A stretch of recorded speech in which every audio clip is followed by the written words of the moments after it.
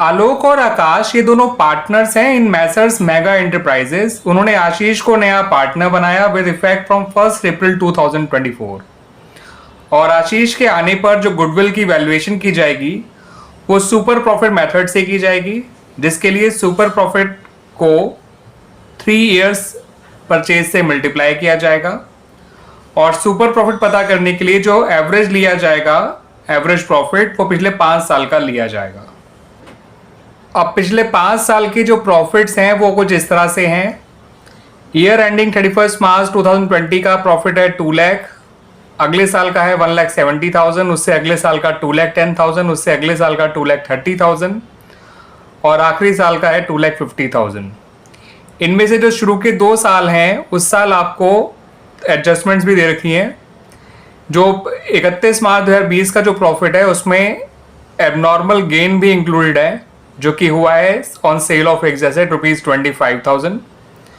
और जो अगले साल का प्रॉफिट है उसमें एबनॉर्मल लॉस का ट्रीटमेंट किया गया था उस साल ₹50,000।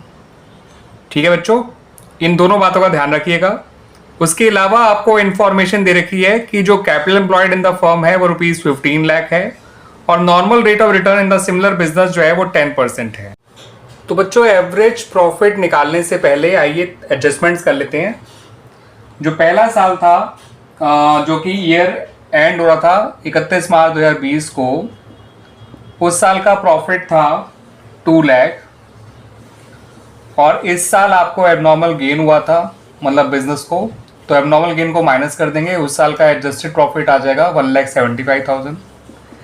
सेकेंड ईयर जो कि 31 मार्च 2021 को एंड हुआ था, उस साल का प्रॉफिट हमें दे रखा है 1,70,000।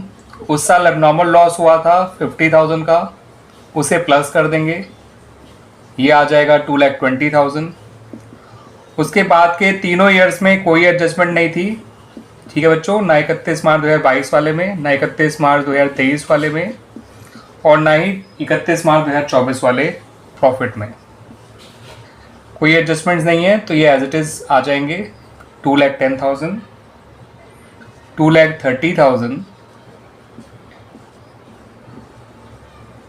और 2,50,000। ठीक है बच्चों, अब इनको ऐड करिएगा। जो ये टोटल एडजस्टेड प्रॉफिट आएगा, आपको इसकी हेल्प से एवरेज प्रॉफिट निकालना है। जब आप इन्हें ऐड कर लेंगे सारे प्रॉफिट्स को, तो आंसर आएगा 10,85,000। 2, 4, 6, 8, 9। ठीक है बच्चों, 995, 10, 25 और 50 होता है बच्चों। हाँ, और 10,000 ये भी है। हाँ, तो देखिए 1085 ही आएगा। ठीक है बच्चों, तो एवरेज प्रॉफिट ने अब निकालिए। ये जो टोटल एडजस्टेड प्रॉफिट आया था 10,85,000, उसको 5 से डिवाइड कर दीजिएगा, ये आ जाएगा बच्चों 2,17,000।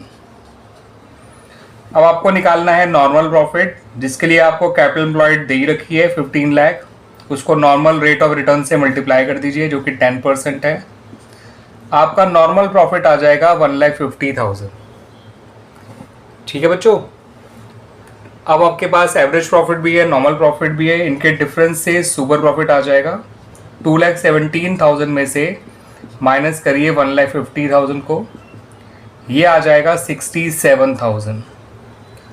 अब आपके पास सुपर प्रॉफिट भी है और आपको गुडविल निकालनी है, तो गुडविल हो जाएगी सुपर प्रॉफिट जो कि 67,000 है इनटू ईयर्स ऑफ परचेज, जो कि इस क्वेश्चन में 3 दे रखा है आपको बच्चों, तो ये आ जाएगा 2,01,000। ठीक है बच्चों, तो प्रॉफिट को हमें पहले एडजस्ट करना पड़ा इन 2 ईयर्स की वजह से, क्योंकि इस साल एबनॉर्मल गेन था, इस साल एबनॉर्मल लॉस। फिर सारे एडजस्टेड प्रॉफिट जो है ऐड कर लिए हमने। ठीक है बच्चों, वैसे एडजस्टमेंट केवल शुरू के 2 साल में था, बाकी तीनों साल के प्रॉफिट्स वही होंगे जो पहले थे, सेम रहे, केवल इनमें चेंजेस आए।